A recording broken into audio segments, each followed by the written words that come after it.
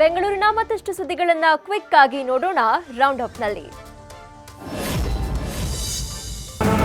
ಪೊಲೀಸರ ನಿರ್ಲಕ್ಷ್ಯಕ್ಕೆ ಅಮಾಯಕನೋರ್ವ ಸೆರೆಮನೆ ಸೇರಿರುವಂತಹ ಘಟನೆ ರಾಜರಾಜೇಶ್ವರಿ ನಗರದಲ್ಲಿ ನಡೆದಿದೆ. ರಾಜರಾಜೇಶ್ವರಿ ನಗರ ನೆಹರು ರಸ್ತೆಯಲ್ಲಿ ಡ್ರಗ್ ಪೆಡ್ಲಿಂಗ್ ಮಾಡ್ತಾ ಇರೋ ಬಗ್ಗೆ ಸಿಸಿಬಿ ಪೊಲೀಸರಿಗೆ ಮಾಹಿತಿ ಬಂದಿತ್ತು. ಈ ಮಾಹಿತಿ ತಿಳಿದ ಪೊಲೀಸರು ಸ್ಥಳಕ್ಕೆ ಬಂದು ಚೋಗಾರಾಮ್ನನ್ನ ಅರೆಸ್ಟ್ ಮಾಡ್ತಾರೆ. ಆದರೆ ಈತನ ಮೇಲಿನ ಸಿಟ್ಟಿಗೆ ಪೂನಾರಾಮ್ ಎಂಬಾತ ಡ್ರಗ್ಸ್ ಇಟ್ಟು ಈ ಕೃತ್ಯ ಎಸಗಿರುವುದು ತನಿಖೆಯ ವೇಳೆ ತಿಳಿದು ಬಂದಿದೆ. ಸಾರ್ವಜನಿಕ ಸ್ಥಳದಲ್ಲಿ ಅಪಾಯಕಾರಿ ವೀಲಿಂಗ್ ಮಾಡ್ತಾ ಇದ್ದಂತಹ 8 ಮಂದಿಯನ್ನ ಬೆಂಗಳೂರು ಪಶ್ಚಿಮ ವಿಭಾಗದ ಸಂಚಾರಿ ಪೊಲೀಸರು ಬಂಧಿಸಿದ್ದಾರೆ. ಆರೋಪಿಗಳಿಂದ ಬೈಕ್ ಅನ್ನು ಕೂಡ ಜಪ್ತಿ ಮಾಡಲಾಗಿದೆ.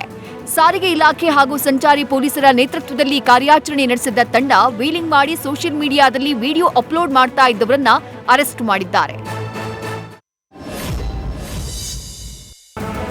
ಮನೆ ಮುಂದೆ ನಿಲ್ಲಿಸಿದ್ದ ಟಾಟಾ ಏಸ್ ವಾಹನವನ್ನ ಆರೋಪಿ ಕದ್ದು ಎಸ್ಕೇಪ್ ಆಗಿರೋ ಘಟನೆ ಬ್ಯಾಟರಾಯನಪುರ ವ್ಯಾಪ್ತಿಯಲ್ಲಿ ನಡೆದಿದೆ. ಖದೀಮನ ಕೈಚಳಕ ಸಿಸಿಟಿವಿಯಲ್ಲಿ ಸೆರೆಯಾಗಿದೆ. ಬಾಡಿಗೆಗೆ ಟಾಟಾ ಏಸ್ ವಾಹನವನ್ನ ಓಡಿಸಿಕೊಂಡು ಜೀವನ ಮಾಡ್ತಾ ಇದ್ದಂತಹ ಚಾಲಕ ಇದೀಗ ಕಣ್ಣೀರು ಹಾಕ್ತಿದ್ದಾನೆ. ಸದ್ಯ ಬ್ಯಾಟರಾಯನಪುರ ಠಾಣೆಯಲ್ಲಿ ಈ ಬಗ್ಗೆ ಪ್ರಕರಣ ದಾಖಲಾಗಿದೆ. ನ್ಯೂಸ್ ಫಸ್ಟ್ ನಿರ್ಭೀತಿಯಿಂದ ನಿಮ್ಮ ಪರವಾಗಿ.